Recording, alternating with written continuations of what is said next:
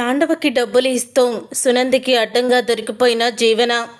అసలు తాండవకి జీవన ఎందుకు డబ్బులు ఇస్తుంది, ఏం జరిగింది అనేది ఈ వీడియోలో తెలుసుకుందాం. వీడియో నచ్చితే తప్పకుండా లైక్ చేయండి. తాండవ వచ్చి ఇక బెదిరిస్తూ ఉంటాడు ఇందుమతిని. మీరు చేసిన కుట్రల్ని కుతంత్రాల్ని అందరి ముందు బయట పెడతాను. ఇప్పుడు నేను నిజాన్ని బయట పెట్టకుండా ఉండాలంటే నాకు 25 లక్షలు ఇవ్వు అని ఇందుమతిని బెదిరిస్తాడు. అయినా ఇందుమతి అస్సలు కూడా భయపడదు తాండవానికి. నా భర్త ఎప్పుడో చచ్చిపోయాడు, ఇప్పుడు నా దగ్గర ఏమీ డబ్బులు లేవు, ఏం చేస్తావో నువ్వు చేసుకో అని అడుగుతూ ఉంటే అప్పుడే ఇక తాండవ ఇలా అంటాడు. ఆ జీవన బ్రతికే ఉంది, అసలు జీవన అనాథగానే ఉంది. అలాగే నకిలీ జీవన, అసలు జీవన ఇద్దరూ ఒకే ఇంటికి కోడలయ్యారంట కదా అని అన్ని విషయాలు చెప్తాడు. ఇక ఆ మాట విని ఒక్కసారే షాక్ అయిపోతూ ఉంటుంది. అప్పుడే ఇక ఇందుమతి ఇక షాక్ అయిపోతూ ఈ విషయాలన్నీ నీకెలా తెలుసు అని అడుగుతూ ఉంటుంది. నా భార్య కర్పకం చెప్పింది అన్ని విషయాలు అని అంటూ ఉంటే, నీ భార్య ఎన్ని చెప్పినా సరే నువ్వు వచ్చి నిజాలు బయట పెట్టినా వీళ్ళెవ్వరూ కూడా నమ్మరు, నీకు ప్రయోజనమేమీ లేదని చెప్తూ ఉంటుంది తాండవతో.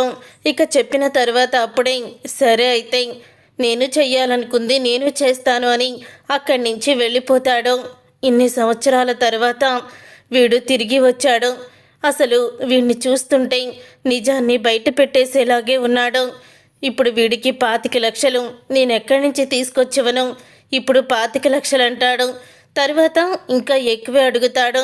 అందుకని వీడిని ఏమీ కూడా మాట్లాడకుండా పంపించేశాను. అయినా వీడు చెప్పినా కూడా ఎవరు నమ్ముతారులే. ఇప్పుడు బావగారు అక్క ఊళ్ళో లేరు, వాళ్ళు లేకపోవడమే నాకు ప్లస్ అయ్యింది, వీడు లేకపోతే వాళ్ళతోనే మాట్లాడేవాడు అని అనుకుంటూ ఉంటుంది ఇందుమతి. ఇక ఇందుమతి అలా అనుకున్న తర్వాత జీవన ఇందుమతికి ఫోన్ చేస్తుంది. ఫోన్ చేసి ఏం చేస్తున్నావు పెద్దమ్మ అని అడుగుతూ ఉంటుంది. ఏం చేస్తున్నానా, నిప్పుల మీద కుంపట్లా ఉంది ఇప్పుడు నా పరిస్థితి అని అంటూ ఉంటుంది ఇందుమతి.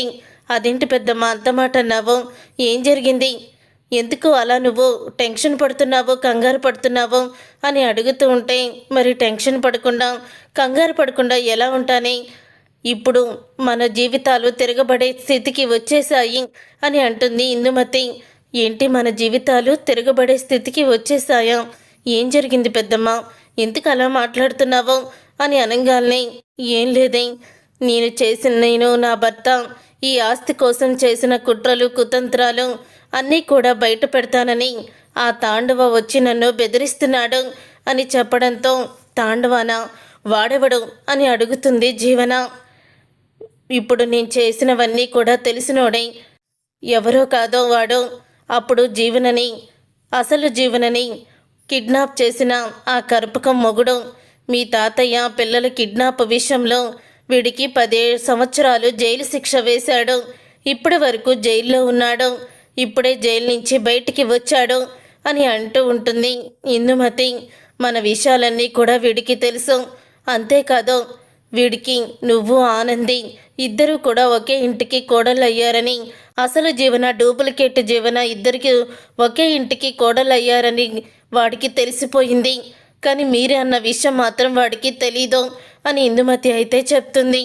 ఆ మాట విని జీవన షాక్ అయిపోతాం. ఏంటి పెద్దమ్మ ఇలా పిడుగులాంటి వార్త చెప్పావు, ఇప్పుడు ఏం చేద్దాము అని అడుగుతూ ఉంటుంది జీవన. అప్పుడు ఇందుమతి, అయినా వాడి మాటలకి నేను లొంగలేదు. మీరు మాత్రం మా చేత పనులు చేయించుకొని డబ్బున్న వాళ్ళు అయిపోయారు. ఇప్పుడు మాత్రం నేను ఎటువంటి పరిస్థితిలో ఉన్నానో తెలుసా, మా బతుకులు అడుక్కునే బతుకుల్లాగా అయిపోయినాయి. అందుకని మా వల్లే పైకొచ్చిన మీరు మాకు 25 లక్షలు ఇవ్వాలని నన్ను డిమాండ్ చేశాడు. 25 లక్షలు ఇవ్వమన్నాడు, నేను ఇవ్వనని చెప్పాను. నా కొడుకు పోలీస్ ఆఫీసరు, నువ్వు ఎక్కువగా ఏమన్నా చేస్తే వాడి చేత మళ్ళీ నిన్ను ఆ జైలుకే పంపిస్తాను గుర్తుపెట్టుకొని బెదిరించాను. దాంతో వాడు మరి భయపడ్డాడో అర్థమవుతుంది, కానీ వెళ్ళిపోయిన వాడు మళ్ళీ తిరిగి రాడని గ్యారంటీ లేదు. తిరిగి వచ్చినా కూడా నేను వాడికి 25 లక్షలు ఇవ్వలేను అని అంటూ ఉంటుంది ఇందుమతి. పెద్దమ్మ వాడి విషయంలో నువ్వేమీ భయపడుకో, అయినా వాడెవడో వచ్చి ఏదో చెప్తే మన వాళ్ళు నమ్మరు, సాక్ష్యాలు కావాలని ఆ సాక్ష్యాలు వాడేమీ తీసుకురాలేడు అని చెప్తూ ఉంటుంది జీవన. ఇక జీవన అలా చెప్పిన తర్వాత అప్పుడు ఇక అంటూ ఉంటుంది ఇందుమతి, నువ్వు చెప్పింది కూడా కరెక్టే. ఒకే ఇంటికి కోడళ్ళయ్యారని అనుకుంటున్నాడు తప్ప నువ్వే ఇవి కోడలువని తెలియదు కదా. డూప్లికేట్ జీవనవి నువ్వేనని వాడికి తెలియదు. అందుకని వాడు ఇక అంతకు మించి ఏమీ చెయ్యలేడులే. నీతో మాట్లాడాకే కొంచెం నాకు ధైర్యం వచ్చింది. ఎక్కడ మన నిజస్వరూపం బయటపడిపోతుందా అని అందరికీ కూడా అనుమానం వచ్చేస్తుంది. ఇప్పటి వరకు నిన్ను ఆ ఇంటి వారసులు అనుకున్నారు. కానీ నువ్వు నా భర్తకి రెండో భార్య కూతురువని తెలిస్తే అస్సలు కూడా ఒప్పుకోరు అని కోపంతో రగిలిపోతూ మనల్ని బయటికి గెంటేస్తారు అంటుంది ఇందుమతి. పెద్దమ్మ, నువ్వు లేనిపోని అన్నీ కూడా ఊహించుకోకు. అలాంటిదేమీ కూడా జరగదు. మనం ఎప్పటికి కూడా బయటపడం అని అంటూ ఉంటుంది జీవన. జీవన అలా అన్న తర్వాత ఇప్పుడు ఆదిత్య ఆనంది ఎలా ఉన్నారు అని అడుగుతూ ఉంటుంది ఇందుమతి. ఏముంది, మా బావగారు క్యాబ్ నడుపుకుంటున్నాడు. ఇంకా తనకేదో జాబ్ వచ్చిందని ఆనంది జాబ్ చేస్తుంది. అలా వాళ్ళిద్దరూ ఇరికి ఇంట్లో అద్దెకు ఉన్నారు. మనం చేసిన పనికి వాళ్ళు గుడిలో నుంచి వెళ్ళిపోయి వీధిలో పడ్డారు. మరి వాళ్ళకి డబ్బు ఎలా వచ్చిందో తెలియదు, కానీ వాళ్ళు ఒక ఇల్లు అద్దెకి తీసుకొని ఆ ఇంట్లోనే ఉంటున్నారని చెప్తుంది. అప్పుడే ఇక జీవన మాటలకి ఇందుమతి, అసలు ఆనంది మామూలుది కాదు, దానికి చాలా తెలివితేటలున్నాయి. ఎంతైనా లాయరు, జడ్జి గారు మనవరాలు, లాయర్ కూతురు. మరి అలాంటప్పుడు తనకి అంత తెలివితేటలు ఉంటాయి కదా. ఏదో మంచితనంపై నిన్ను వదిలేస్తుంది, కానీ లేకపోతే నువ్వు చేసినవన్నీ మీ అత్తయ్య గారి ముందు బయట పెట్టడానికి ఆనందికి ఒక్క క్షణం పని. కానీ తను అలా చెయ్యలేదు. అయినా మనం అంత మంచిగా ఉంటే విలన్స్ ఎలా అవుతాము? విలన్స్ ఎప్పుడూ కూడా వాళ్ళని అనగదొక్కాలనే చూడాలి, మెయిన్ క్యారెక్టర్ని. అలాగే మనం కూడా అని ఇందుమతి అయితే చెప్తుంది జీవనాతో. ఇదంతా ఇలా జరుగుతూ ఉండగా ఇక తాండవ అయితే ఆలోచిస్తూ ఉంటాడు. తాండవ ఆలోచిస్తూ ఉండగా అప్పుడే వాళ్ళ శిష్యుడు అయితే అక్కడికి వస్తాడు. ఏంటన్నా, వెళ్ళిన పని ఏం జరిగింది? నువ్వు జడ్జి గారి ఇంటికి వెళ్తానని చెప్పావు కదా, వెళ్ళావా? అసలు వాళ్ళని కలిసావా అని అడుగుతూ ఉంటాడు. కలిసాన్రా, కానీ ఇప్పుడు సీను రివర్స్ అయిపోయింది అని చెప్తూ ఉంటాడు తాండవ.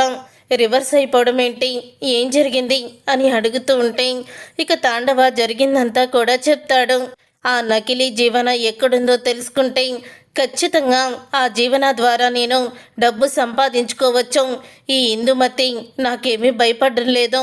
నాకు భయపడేది ఆ జీవననే. ఎలాగైనా సరే ఆ జీవనని కనిపెట్టాలి, పట్టుకోవాలి అని అనుకుంటూ ఉంటాడు తాండవ. ఎలా పట్టుకుంటావన్నా? ఆమె ఎక్కడ ఉంటుందో ఎలా ఉంటుందో నీకు తెలియదు కదా అని అడుగుతూ ఉంటే, అసలు జీవన ఎక్కడుందో నేను తెలుసుకుంటాను. తెలుసుకొని ఖచ్చితంగా ఆ జీవన చేతే డబ్బులన్నీ కూడా కట్టించుకుంటాను అని అంటూ ఉంటాడు తాండవ. అదే మరి జడ్జి గారు మనవరాలి అని మీకు ఎలా తెలుస్తుందని అడుగుతున్నాను అని వాడు అడగడంతో, నాకు తెలుసు, ఎవరిని కలవాలో మొత్తం నాకు క్లారిటీ ఉంది, వాళ్ళనే కలుస్తాను అని తాండవ చెప్తాడు. అలా తాండవ చెప్పేసి ఇక అలా రోడ్డు మీద నడుచుకుంటూ వెళ్తూ ఉండగా సింహాద్రి కనిపెడతాడు తాండవకి. సింహాద్రి కనిపించడంతో, ఇతను ఆ రోజు నన్ను ఇందుమతిని కలవకుండా గేటు దగ్గరే ఆపాడు కదా, అసలు ఎవరు ఇతను, ఏం చేయాలి, ఇతన్ని ఎలాగ నేను నా దారికి తెచ్చుకొని నిజాన్ని చెప్పించుకోవాలి అని అనుకుంటూ ఉంటాడు. అప్పుడే తాండవ ఇక సింహాద్రి దగ్గరికి అయితే వెళ్తాడు. హలో, నన్ను గుర్తుపట్టారా అంటూ ఇక సింహాద్రి దగ్గరికి వెళ్ళి షేక్ హ్యాండ్ ఇస్తాడు తాండవ. అప్పుడే సింహాద్రి తాండవ చూసి, ఓసి నువ్వా, నువ్వెందుకు గుర్తులేదు? నువ్వు నిన్న వచ్చావు కదా అక్కడికి, జ్యోతమ్మ ఇంటికి వచ్చావు కదా అని అడుగుతూ ఉంటాడు సింహాద్రి. అవును వచ్చాను, కానీ వాళ్ళు లేరు కదా, ఆ ఇందుమతితో మాట్లాడి వచ్చేసాను అని ఇతనైతే చెప్తాడు. తాండవ చెప్తాడు. తర్వాత ఇక సింహాద్రి అంటూ ఉంటాడు, వాళ్ళు వేరే పని మీద ఊరికి వెళ్ళారు, సాయంత్రం వచ్చేస్తారు అని సింహాద్రి చెప్పడంతో, అవును, జ్యోతి గారికి ఒక కూతురుంది కదా, సూర్య గారికి జ్యోతి గారికి ఒక కూతురుంది, ఆమె పేరు జీవన. ఇప్పుడు తను ఎలా ఉంది, ఎక్కడుంది అని అడుగుతూ ఉంటాడు తాండవ. అప్పుడే సింహాద్రి, ఓ జీవన గురించా మీరు మాట్లాడేది అని సింహాద్రి అనడంతో, అవును, జీవన గురించే మాట్లాడుతున్నాను, ఎవరు తను అని, ఎక్కడుంటుంది అని అడుగుతూ ఉంటాడు. అప్పుడే తాండవ అలా అడుగుతూ ఉండగా సింహాద్రి, ఇంకెక్కడుంటుంది, తను అత్తగారి ఇంట్లో ఉంటుంది, తన అత్తగారి ఇంటికి వెళ్ళే దారి ఇదే. వాళ్ళ అత్తగారి పేరు సునంద. సునంద అంటే ఎవరైనా సరే ఇల్లు చూపించేస్తారు. వెళ్ళి చూసి రండి. మీకు అడ్రస్ ఎందుకు అని అడుగుతాడు సింహాద్రి. కాస్త నాకు వాళ్ళతో పనుందని చెప్తాడు తాండవ. సింహాద్రి ద్వారా జీవన గురించి తెలుసుకున్న తాండవ ఇక జీవనాన్ని వెతుక్కుంటూ సునంద ఇంటికైతే వెళ్తాడు. ఇక సునంద ఇంటికి వెళ్ళిన తర్వాత ఆ రోజు సునంద అయితే ఇంట్లో ఉండదు. ఇంట్లో లేకపోయేసరికి అప్పుడే ఇంకా తాండవ అక్కడికి వెళ్ళి నేను జీవన అమ్మగారిని కలవాలి, జీవన మేడం గారితో మాట్లాడాలని సెక్యూరిటీ గార్డుతో అడుగుతాడు. అప్పుడే ఇక సెక్యూరిటీ గార్డు మేడం ఆఫీస్కి వెళ్ళి ఇంకా రాలేదు, మీరు వెళ్ళండి తర్వాత రండి అని చెప్తాడు. ఆవిడతో నేను అర్జెంటుగా మాట్లాడాలని అంటూ ఉంటే ఇంతలో జీవన కారులో వస్తూ ఉంటుంది. అదిగో మీరు అడిగిన జీవన మేడం, తనే ఆ కారులో ఉన్నది అని అంటూ ఉంటాడు సెక్యూరిటీ అలా అన్న తర్వాత తాండవ జీవన వైపు చూస్తాడు. ఓ డూప్లికేట్ జీవన తనే అన్నమాట అని అనుకుంటూ ఉండగా ఇంతలో జీవన్ని ఆ కారు ఆపి సెక్యూరిటీ గార్డు, ఇతను మిమ్మల్ని కలవడానికి వచ్చాడు మేడం, ఇతను మీతో ఏదో మాట్లాడాలని అనుకుంటున్నాడు అని సెక్యూరిటీ అంటాడు. అప్పుడే జీవన, ఇప్పుడు నాకు మాట్లాడే ఓపిక లేదు, తర్వాత రమ్మను అని అనగానే నా పేరు తాండవ అని అంటాడు గట్టిగా తాండవ. అయితే ఇక అలా అన్న తర్వాత ఒక్కసారి జీవన షాక్ అయిపోతూ ఇక ఇందుమతి మాటలు గుర్తు చేసుకుంటూ ఉంటుంది. తాండవ వచ్చాడే అని మొత్తం జరిగిందంతా ఇందుమతి చెప్పడంతో తనకి పేరు చెప్పంగానే క్లియర్గా అర్థమైపోతుంది జీవనాకి. ఇతను నన్ను కలవడానికి వచ్చాడేంటి, నేనే జీవనని ఇతనికి ఎలా తెలిసింది అని షాక్ అయిపోతూ ఉంటుంది జీవన. ఇక షాక్ అయిపోతూ ఇలా రా అని గట్టిగా పిలుస్తుంది. ఇక పిలవడంతో అప్పుడే ఇక అక్కడికి వస్తాడు తాండవ. నేను ఇప్పుడు నీతో మాట్లాడలేను, రేపు నువ్వు మా ఆఫీస్కి రా, ఇదే అడ్రస్సు అని అంటూ ఉంటుంది. నా పేరు చెప్పగానే మీరు అడ్రస్ ఇచ్చారంటే నా గురించి మీకు పూర్తిగా తెలిసి ఉంటుంది, అందుకే అడ్రస్ ఇచ్చారు. సరే, రేపు ఆఫీస్కు వచ్చి కలుస్తాను. ఒకవేళ ఇది ఫేకు దనుకోండి, అప్పుడు చెప్తాను, నేరుగా ఇక్కడికే వస్తాను అని తాండవ అయితే చెప్తాడు. ఇక చెప్పిన తర్వాత లోపలికి వెళ్తుంది జీవన. లోపలికి వెళ్ళి జీవన ఇందుమతికి ఫోన్ చేస్తుంది. ఆ తాండవ చివరికి నన్ను కనుక్కొని ఇక్కడికి వచ్చేశాడు, నా గురించి వచ్చాడో ఆనంది గురించి వచ్చాడో తెలియడం లేదు పెద్దమ్మ అని భయపడుతూ ఫోన్లో మాట్లాడుతూ ఉంటుంది జీవన. ఇక ఆ మాట విని అప్పుడే ఇక అంటూ ఉంటుంది తనైతే, ఇందుమతి చూడు, వాడిని నువ్వు ఎట్టి పరిస్థితుల్లో కలవద్దు, కలిసినా సరే నువ్వే జీవనాన్ని చెప్పొద్దు అని అంటూ ఉంటే, సరే పెద్దమ్మ, వాణ్ణి ఎలా డీల్ చేయాలో నాకు తెలుసు, నీ దగ్గర డబ్బులు రాలేదని ఇప్పుడు నా దగ్గర డబ్బులు తీసుకోవాలని తను నా వెంట పడుతున్నాడు ఇప్పుడు అని జీవన చెప్పడంతో, వాడితో నువ్వు జాగ్రత్తగా ఉండాలి, ఆచి చూచి మాట్లాడు అని చెప్తుంది ఇందుమతి. ఉదయం అవ్వగానే ఇక తను ఆఫీస్కి రమ్మందని నేరుగా తాండవ ఆఫీస్కి వెళ్తాడు జీవన కోసం. వెళ్ళిన తర్వాత అప్పుడే అక్కడే ఉన్న సెక్యూరిటీ గార్డుతో, ఇది జీవన మేడం తనని కలవడానికి నాకు ఇచ్చిన కార్డు అని చెప్పి చూపిస్తాడు. అవునా, సరే ఇక్కడే కూర్చోండి, జీవన మేడం వచ్చాక మిమ్మల్ని లోపలికి పంపిస్తాను అని అడగడంతో అప్పుడే లోపలికైతే వెళ్తా పంపించడానికి ఒప్పుకుంటారు. ఇంతలో జీవన వస్తుంది. ఈ అమ్మాయి నా కోడలు, ఇంకెవరూ లేరా, ఈ అమ్మాయికి తోటి కోడలు ఎవరు లేరా అని అడుగుతూ ఉంటే, ఎందుకు లేరు, ఆనంది అని మేడం ఉన్నారు, ఆవిడ చాలా మంచిది, తను పెద్ద కోడలు ఇప్పుడు ఉండడం లేదు, వాళ్ళు ఇంట్లో నుంచి వెళ్ళిపోయారు, ఏదో కుటుంబంలో గొడవలు అని చెప్తూ ఉంటే ఆ మాట విని అప్పుడే, అయితే ఆనంది అనే అమ్మాయి ఖచ్చితంగా అసలు జీవన అయి ఉంటుంది అని అనుకుంటూ ఉంటాడు తాండవ. అలా అనుకున్న తరువాత ఇక జీవన అయితే వస్తుంది. తను లోపలికి వెళ్ళాక సెక్యూరిటీ గార్డు తాండవని లోపలికి వెళ్ళమంటాడు. ఇక క్యాబిన్లోకి వెళ్తాడు తాండవ. వెళ్ళిన తర్వాత అప్పుడే, ఏంటి మా పెద్దమ్మని బెదిరించినట్టే నన్ను బెదిరించాలనుకుంటున్నావా అని అడుగుతుంది. ఓహో, అసలు తాండవ అనంగాల్ని నిజాలు అన్నీ తెలిసిపోయాయి అన్నమాట.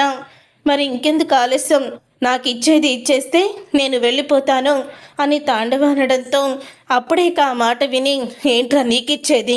నువ్వు ఇలా బెదిరించి 25 లక్షలు అడిగితే ఇచ్చేస్తామనుకుంటున్నావా? నీ ఇష్టం వచ్చినట్టు చేసుకో. ఎవరికి చెప్తావో ఎవరికి చెప్పకుండా ఉంటావో అది నీ ఇష్టం. ఎవరికి చెప్పినా నీ మాట అయితే నమ్మరు అని అనడంతో ఆ మాట విని ఒక్కసారి తాండవ, సరే ఎవరికి చెప్పాలో నాకు బాగా తెలుసు, వాళ్ళ దగ్గరికే వెళ్తాను ఆనంది అని అంటూ ఉంటాడు.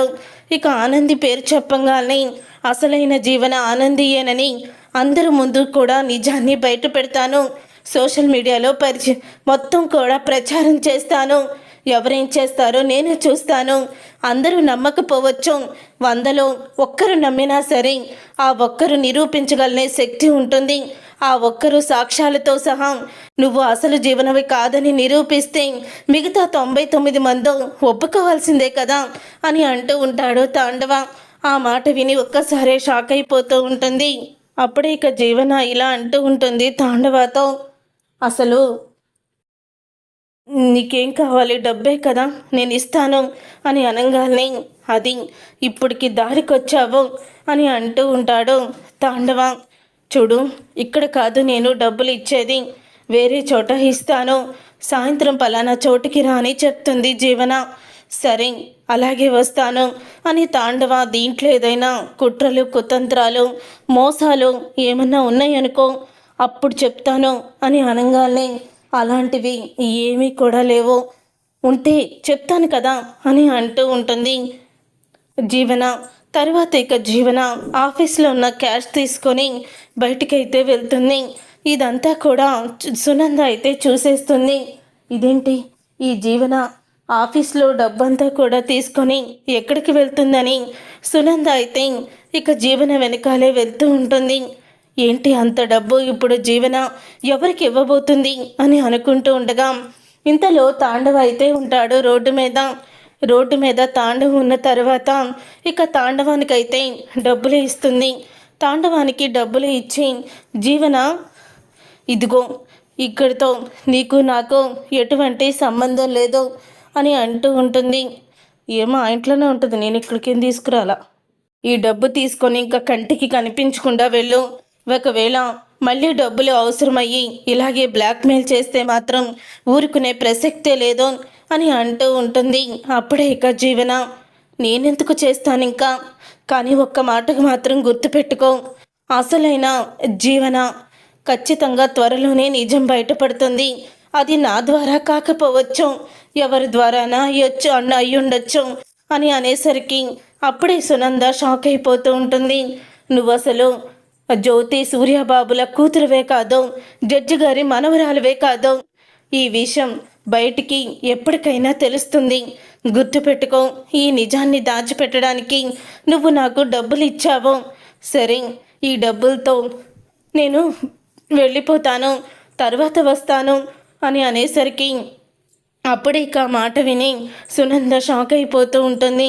ఇదేంటి జీవన జడ్జి గారి మనవరాలు కాదా, సూర్యజ్యోతిల కూతురు కాదా, అసలు ఇతను ఎవరు, ఇతనేంటి ఇలా మాట్లాడుతున్నాడో, ఇతనికి తెలిసిన రహస్యం ఏంటి, ఇతను ఎవరో తెలుసుకోవాలి ముందు, తెలుసుకున్న తరువాత అప్పుడు నేను జీవనని నిలదీయాలి, ముందే జీవనని నిలదీస్తే తను ఏదో ఒక రకంగా తప్పించుకోవాలని చూస్తుంది అని అనుకున్న సునంద ఇక తాండవం వెనకాలే ఫాలో అవుతూ అయితే వెళ్తుంది. కానీ తాండవ కొంచెం దూరం వెళ్ళిన తర్వాత సునందకి కనిపించకపోయేసరికి ఇతను ఇంతలో ఎక్కడికి వెళ్ళిపోయాడు, కానీ ఇతన్ని వెతికి పట్టుకోవాలి, ఖచ్చితంగా పట్టుకోవాలి. అసలు జీవన కాదని అంటాడేంటి, వాళ్ళ కూతురు కాదంటున్నాడు. జీవన కూడా అతనికి భయపడిపోతూ డబ్బులైతే ఇచ్చింది. వీళ్ళిద్దరి మధ్య ఏదో రహస్యం ఉంది, నిజం తెలుసుకోవాలి అని అనుకుంటూ ఉంటుంది సునంద. ఇక సునంద అయితే ఇంటికి వెళ్తుంది. వెళ్ళిన తర్వాత అప్పుడే ఇక సునంద అడుగుతూ ఉంటుంది జీవనని, అవును ఈరోజు ఆఫీస్లో ఉన్న క్యాష్ ఇంటికి తీసుకురమ్మన్నాను, తీసుకొచ్చావా జీవన అని అడుగుతూ ఉంటే, తీసుకొచ్చాను అత్తయ్య, ఇదిగోండి 25 లక్షలు అని ఇస్తుంది. అప్పుడే ఆశ్చర్యపోతుంది సునంద, ఇదేంటి అతని చేతికి కూడా తను 25 లక్షలు ఇచ్చింది, మరి ఈ 25 లక్షలు తనకెక్కడి నుంచి వచ్చాయి ఇంత డబ్బు, ఏదో జరుగుతుంది, జీవనని కూడా ఒక కంట కనిపెడుతూ ఉండాలని సునందకి జీవన మీద అనుమానం అయితే మొదలవుతుంది. చూసారుగా ఫ్రెండ్స్, రాబోయే కథలో ఖచ్చితంగా ఇలాగే జరగబోతుంది. మరి ఇలాగే జరగాలని మీరైతే కోరుకుంటున్నారా? అయితే వీడియోని తప్పకుండా లైక్ చేసి ఛానల్ని సబ్స్క్రైబ్ చేసుకొని పక్కనే ఉన్న గంట సింబల్పై ఆలని క్లిక్ చేయండి. అప్పుడే మేము పెట్టే ప్రతి వీడియో మీరు మిస్ కాకుండా చూసేవచ్చు.